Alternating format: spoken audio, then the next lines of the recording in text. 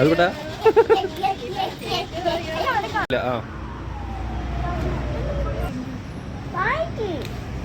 Happy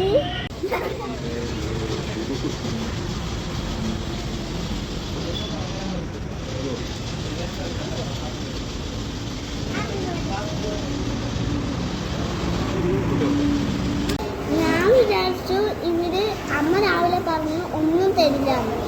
അപ്പൊ ഞാൻ സങ്കടത്തിന് കരയാനുള്ള അവസ്ഥ വന്നു. കരഞ്ഞില്ല.